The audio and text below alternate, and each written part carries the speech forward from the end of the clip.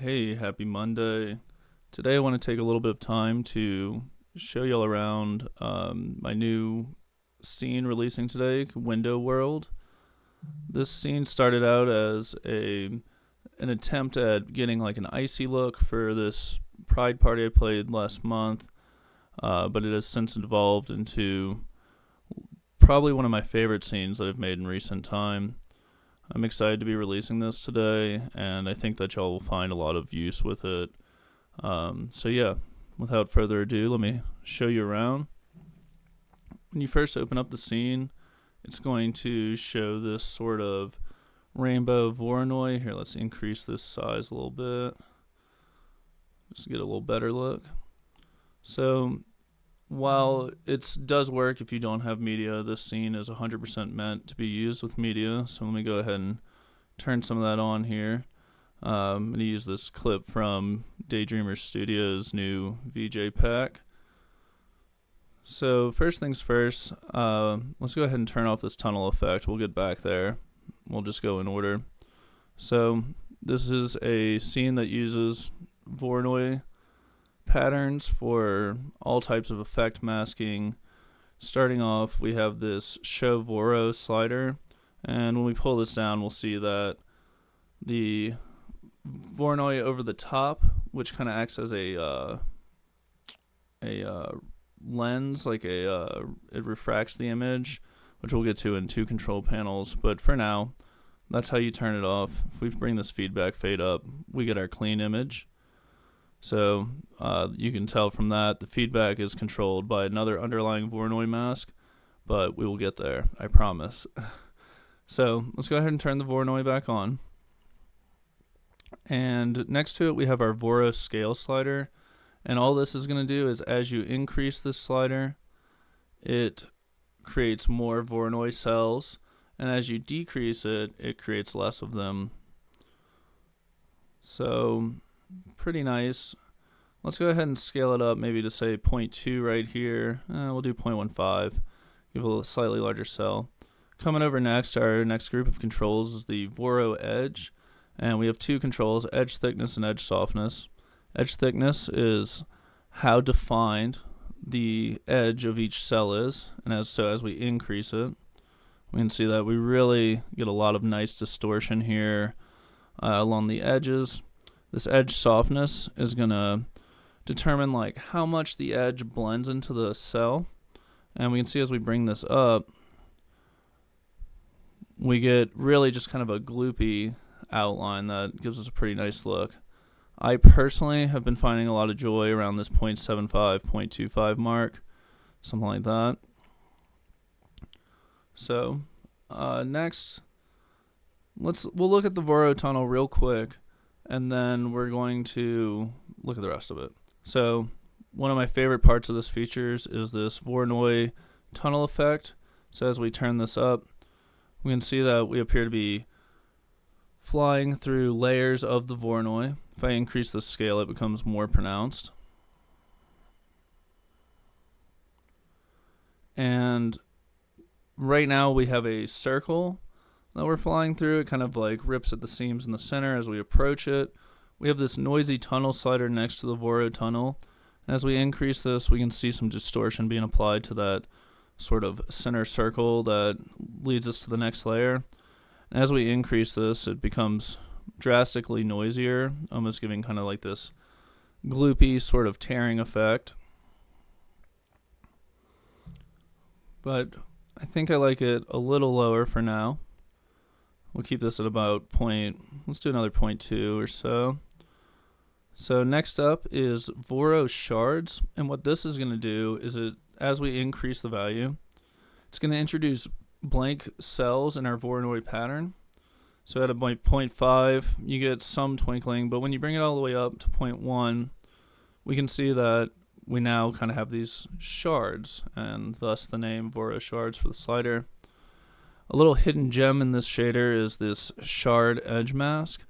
And what this is going to do is as we turn it up, it's going to reveal an edge detection of the underlying media source. So we can see as I bring this all the way up, we have mostly edge detected media coming through on our shader. it becomes pretty prominent just around the even 0.1 mark. Something maybe like here looks nice. We can let's decrease the Voro scale just to get more emphasis here. And you can see I don't know, I like the effect. It has like a nice blend to it. If we turn off the Voronoi tunnel, we can see it even more so. Let's go ahead and increase the Voronoi size all the way. So yeah, pretty cool. I'm sure y'all can find some good looks with that. I'm going to go ahead and turn the shards off. I'll turn this mask off for now. Let's turn the Voro scale back up a bit. And let's go next to our Voro distort and Voro mirror. So this has media manipulation effects given the group name. So starting with Voro distort, let's bring this all the way down. We can see now that we get a clear image. I'm going to decrease Voro scale to get a more drastic look here. We have a clear image. So as Voro distort slider moves up, we're going to see our underlying image shift with the Voronoi pattern.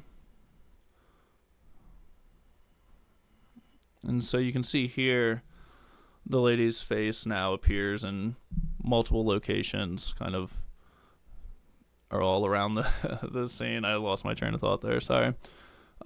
Next we have this Voro mirror slider, and this is actually a really cool effect that I came up with many years ago. But this is going to mirror the media based on another underlying Voronoi pattern.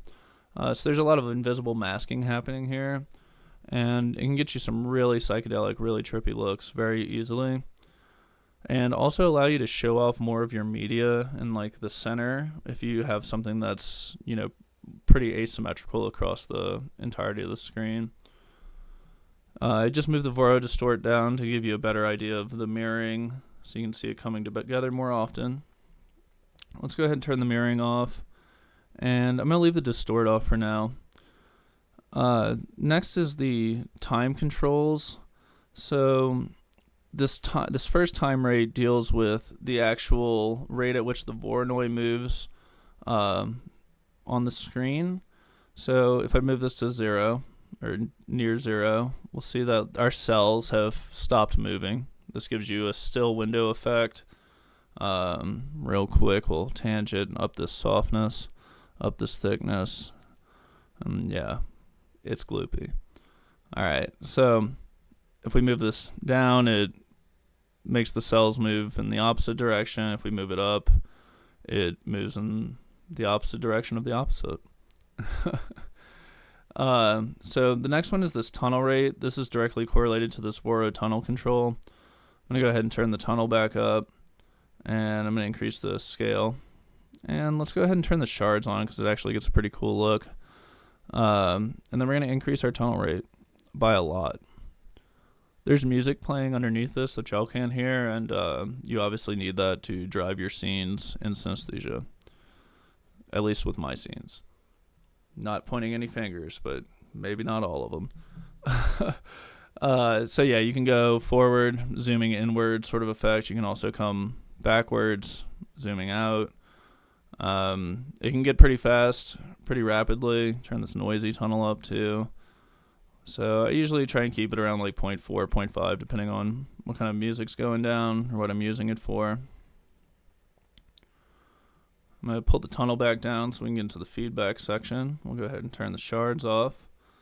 And let's go ahead and get some less cells in here.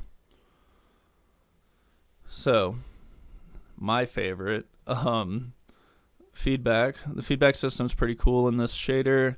I turn the scene. I tried to go with like a melting paint look. So as we bring this feedback fade down, when it's all the way up, our feedback is gone. I realize that might be a little confusing, but hopefully you watch this tutorial video and it makes more sense. I'm sorry. So as we move it down, our fade decreases, thus revealing more feedback. And we can see here, let me decrease the Voro scale even more, that we have a sort of melting feedback effect that is also, yet again, controlled by another underlying Voronoi mask. Let me turn this time rate down a bit. And yeah, so there's a couple other controls here. First is this color blend. Color blend is the amount that the feedback will blend together. So as you can see right now, it's giving a pretty like straight line vertical melt downward. The colors are individual. As we bring color blend up, we lose that property and our feedback kind of melts together. These are just two stylistic options. The feedback direction is set to consistently melt downward, but you can definitely see a bit more blending happening as the feedback melts together. And then finally we have feedback zoom, and at 0.5 there is no zoom, as you can see now. As we increase this value, our feedback appears to zoom at our camera. And we can see this with the color blend turned off as well. We'll get a much more gritty, glitch, pixelated look. And when you pull the feedback zoom slider all the way down, it zooms out. Nothing too fancy there, but definitely a lot to be explored. I'm going to go ahead and move the feedback zoom back up to 0.5. We also have this flow control group. This controls the rate at which the feedback moves. So when it's totally still, our feedback doesn't go anywhere. It still is happening, maybe more prominent with the color blending turned on, but it's very slow, pretty much not moving. There's a, you could use that for something, I'm sure. I personally like to see it flow a bit more. You could bring it all the way up. Let's bring this color blend back down to give us a better idea of what's happening. And we can see our feedback's moving pretty significantly underneath. There's also this auto flow toggle, and this just attributes the feedback flow rate to the audio being processed. I'm pretty sure it's based on the bass level. But I can double check on the inside, or you can. So we're going to turn autoflow off. We'll let that thing just continuously melt. Next up, we have a small glitch suite. And in the glitch suite, we have two options. We can glitch the feedback. So this is going to help you maintain the sort of window look. Let's increase that edge softness just a little. So yeah, you can glitch the feedback, or you can glitch the Voronoi frame itself, and you can see that happening on the top level. Both of these sliders act as power intensity values, so the higher the slider value, the harder the glitch will occur or appear. You can do them both at the same time if you want to. It seems like maybe my song ended a little embarrassing. There it goes. Whew. Yeah, so you got some options there. Next, we have some surface modifiers, and namely, the first one is frosted glass. So as we increase this slider, we can see that we get a frosted glass appearance to come over the top of the scene. And you can control the color of that frosted glass. I've been enjoying these blues. Like I said, originally this was created to give me an icy look for a party. But the blues look cool. I'm sure everything looks cool depending on what you're using it for. Here's some red. Black is kind of nice. And there's also white. And every single other color that most people can see. I heard there might be a new color out there. So let's go ahead and pick like let's do like one of these blues like this. And we're going to turn it back off for now. There's also this vibrant mask, and this is going to use some of my difference looping code, but just provides with some color modifiers to the underlying image. And this is also using a Voronoi mask below. You can play with the values in here. 0.5 to 1.0 are really solid. You could run into some graying or like muting of your colors. You can kind of see it coming through on the lady right now. But it's a pretty nice effect, and definitely nice to be combined with others. So then finally we have our frame controls. We have this show frame toggle. This turns the actual frame on. We can see it's set to white right now based on our frame color. but you can choose any color you want in here. I'm gonna pick another blue. Let's do a little muted blue like that. Then there is a frame flash. So as you turn this slider up, the frame will flash in brightness. This is hooked up to the drum hits. You can get less intense of a flash with smaller values on the frame flash, and when it's set to 0, it will not flash. There's also this frame only toggle, and this will do exactly what you think it might and only show the Voronoi frame. So yeah, I know that was probably a lot of information. This is a really powerful scene, but I hope that you can find use out of it. I hope y'all are able to make cool stuff. And yeah, I can't wait to see what y'all create. Thank you so much for the support. Let me know if you run into any issues, and I'll be happy to check out any bugs or, assist you if I can. So yeah, thanks for checking out the usage tutorial, and we'll talk soon. Peace.